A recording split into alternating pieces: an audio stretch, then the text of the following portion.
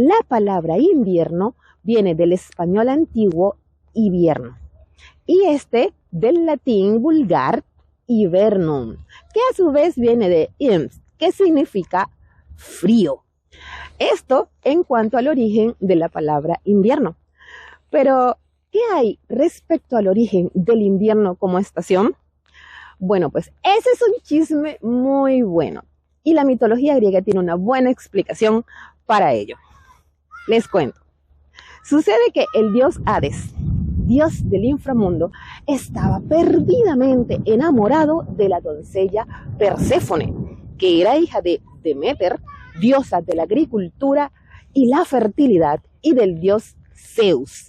A Hades se le ocurrió la genial idea de raptar a Perséfone y llevársela al inframundo. Ante esta situación, su señora madre Deméter quedó en una profunda tristeza y descuidó sus funciones como diosa de la agricultura.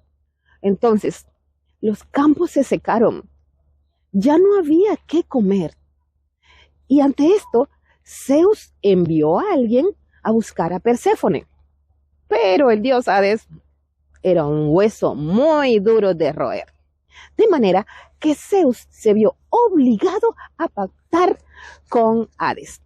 Y el acuerdo al que llegaron fue que Perséfone pasaría 6 meses arriba en la superficie con su señora madre y 6 meses en el inframundo con su esposo. Y esta es la explicación de las estaciones, puesto que los 6 meses que Deméter pasaba en la superficie con su madre eran los 6 meses de la primavera y el verano, el reverdecer de la naturaleza. Y los 6 meses que pasaba en el inframundo con su esposo eran los 6 oscuros meses del otoño y el invierno.